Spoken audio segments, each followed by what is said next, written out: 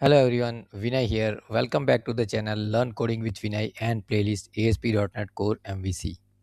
In this video, we will go over Entity Framework Core Database First Approach.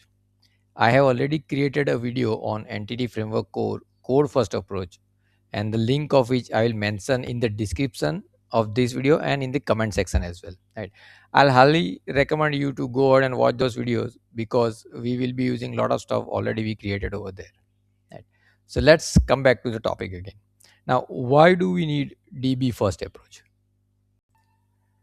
In which scenario or which use case DB first approach would be a better choice? So let's discuss few things. First one is, let's say we have legacy system where we have 10 or 15 or even 20 years of data already in. Here we might have hundreds of tables, stored procedures, and relationship defined between these tables as well, right? And we want to build a new module out of this, and maybe some admin portal or reporting module, right? So here we cannot recreate the database or run migration just like we did it in entity framework core first approach, right? So we'll have to use the existing database. So naturally database first approach becomes the ideal choice over here, right? Second, enterprise applications, right? Like banking applications, insurance platform, ERPs, government portals, right? They have that all huge amount of data already in, right? And there will be dedicated DBA who are handling those database stuff, right? So due to the organization policy or some other rules and restrictions, we are not allowed to change database structure from the application code, just like we did it in entity framework code first approach, right? We created csap classes and ultimately those classes are converted into database and database tables, right? So those things are not allowed do using a code, right? So we have a team dedicated for it and they will do it. So again, in this scenario also database first approach become the ideal choice. Right. Next is, let's say we have application multi-application database, right? So we have a database already in, right? And there is a mobile application, there is a web portal, there is an admin portal, there is a reporting tool, there are APIs written, right? All those projects are using the same database. Right. Now over here, if one application runs the migration and changes in schema, it might break the other application, right?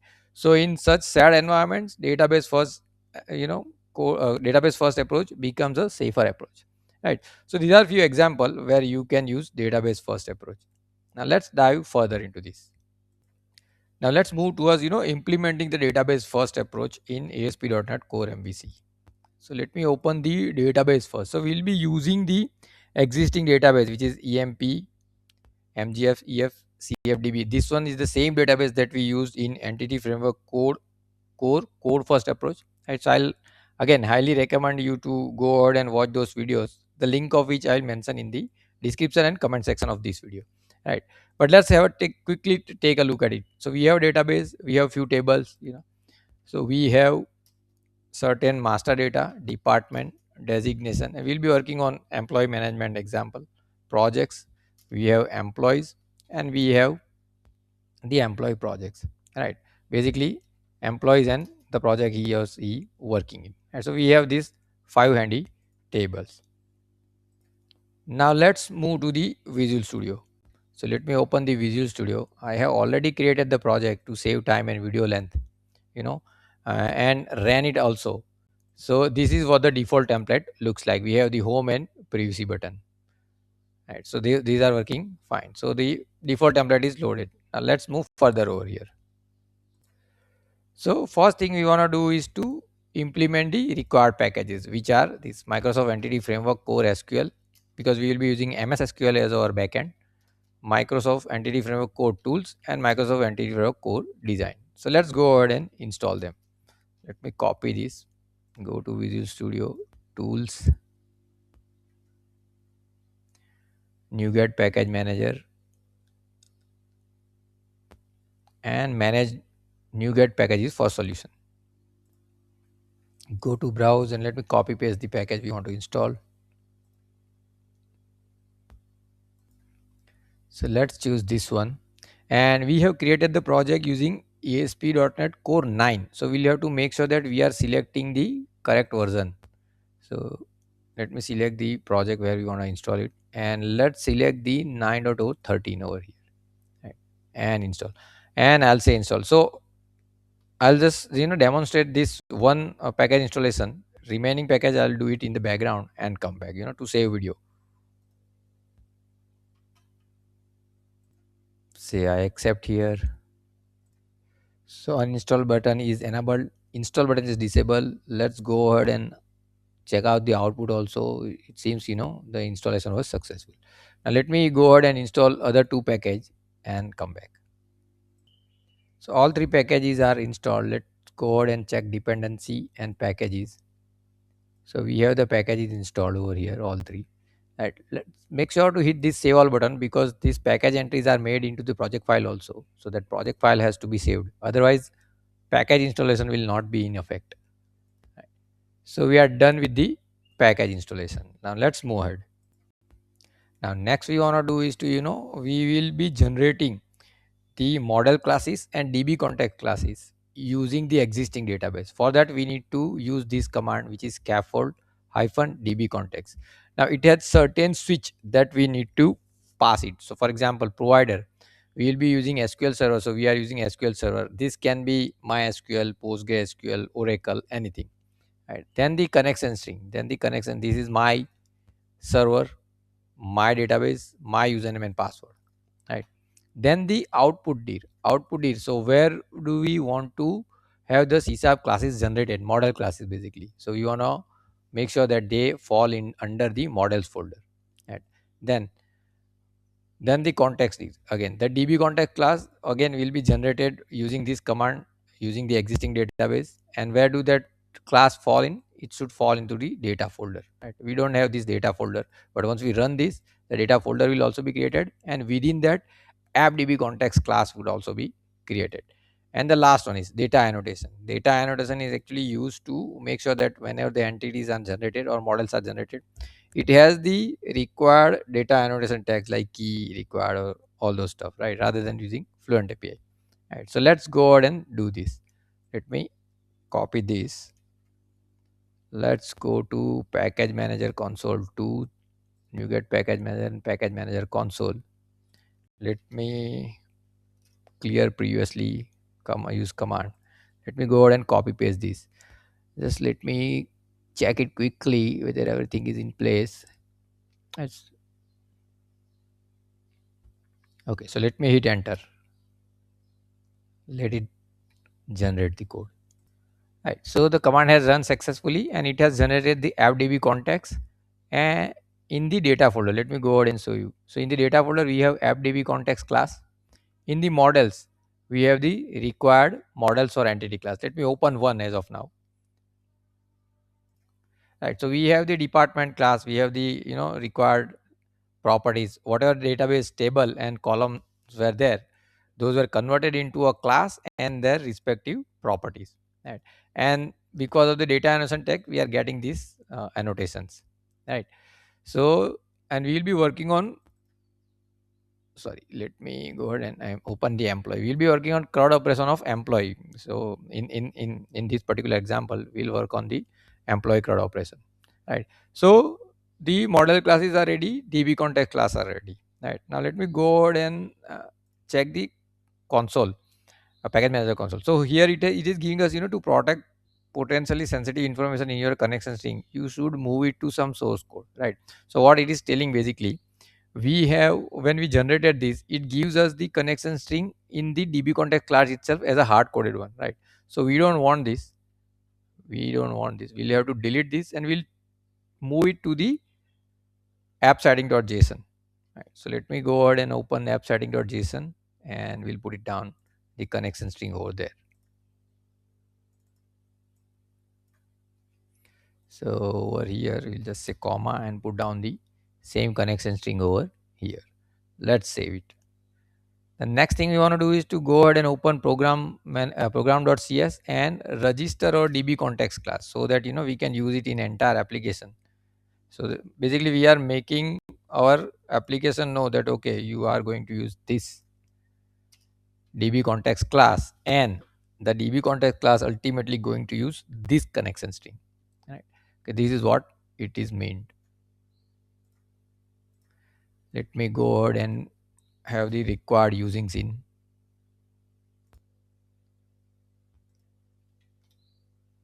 So for this, we need to have entity framework core, and for app.db context, we'll have to make sure that it is coming from the project.data folder.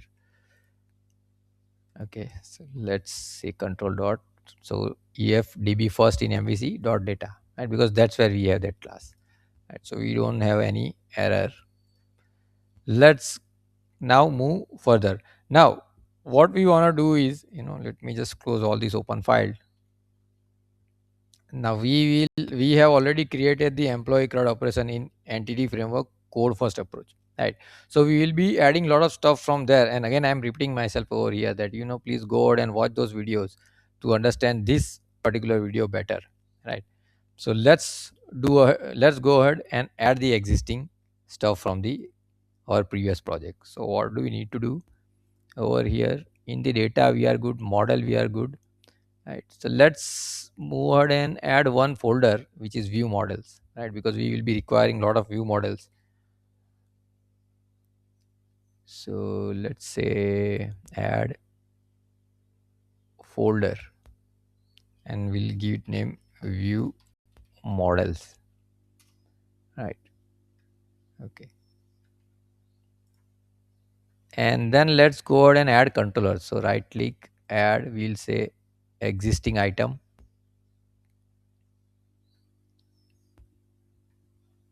So let me go ahead and bring that part. Where do we have it?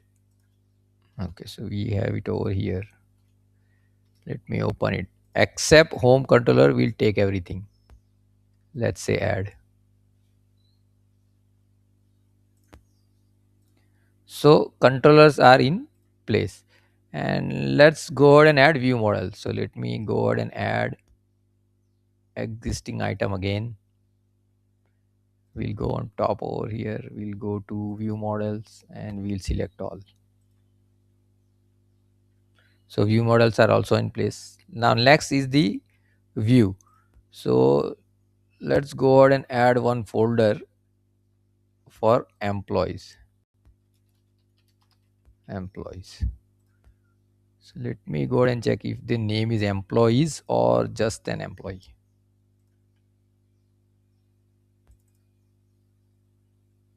It is employees, right? Okay, so now let's go ahead and add existing item. Go on top, go to views, employees, select all and add. Right, so this is good. Now let's add the menu. Now we will not be implementing the CRUD for the master data like we did it in EF core first approach, like department, project and all those things. Here we will be implementing the core one, employees only, right? So let's go ahead and now since we are done with controller, we are done with view model, we are done with views also, we need to put down the menu over here. All right, so let's go ahead and open this add layout and add the menu over here. So what we will be doing, we are adding one more menu, employees, beside privacy. And clicking on it, we'll be landing on employees index page. Let me save this, close this.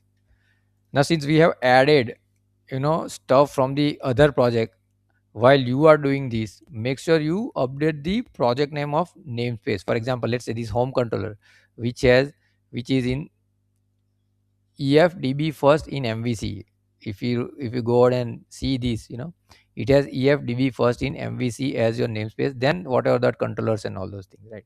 If I go out and open the employees controller, then it must have the previous my existing project name. So this was the existing project, ef code first in MVC, right? So we need to replace this everywhere. So let me copy this. Let me come over here. This has to be replaced with this in entire solution. All right, so let's go ahead and just replace it. So it has changed on 20 location. Okay, let me save this. Let me go ahead and save all. One more change we would like to do is to go to sad view, open view imports, and here some of the view will also be using the models and view models both. So we'll have to add it view models over here, so that even on the view whatever data binding class is declared, that is that uses this. So we don't have to write it again and again on every CSHTML page, right? Once you add this over here, it is available on the each HTML page, basically dot CSHTML pages views. So let me close this, and let me close this. So I think with this we are all good, and let's go ahead and build the solution. So solution has built successfully. Let's go ahead and run it. So let's go to employees menu. So the employee index page has loaded fine. Now I actually missed to mention one point over here, that why we use the existing stuff, right? Because we have already done required entity framework code in that EF code first example, so I don't want to repeat it again. So once you have generated the model class and DB context class, it is like your entity framework code first approach only, right? Then the project, because rest of the code remains the same, entity framework code remains the same, even if you follow the entity framework code first approach or entity framework database first approach, right? So the remaining entity framework code, like bringing the data, saving the data, deleting the data, that remains the same. So that is the reason I have used the existing objects, existing files and controllers and views and all those things, right? So that way I can also demonstrate how you can actually use existing code from an existing project to a newer one, right? So now let's go ahead and see this. Okay, so we have the employees loaded. Let's go ahead and edit this guy, new employee.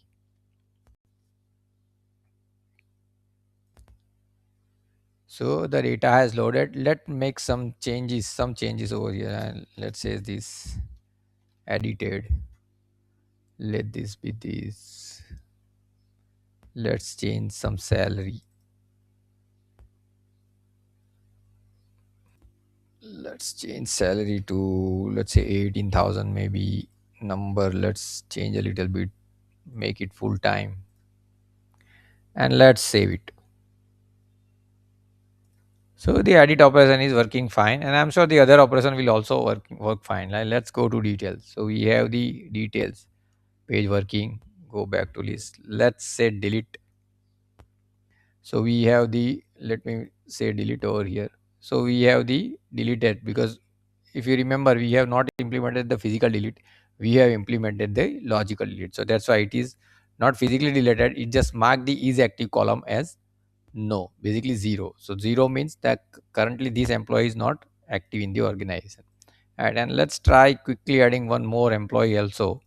So let me say XYZ, XYZ at the rate gmail.com. Let me take any 1, 2, 3, 4, 5, 6, 7, 8, 9, 10. Let's say, let's just take random dates. I just want to demonstrate everything is working fine or not.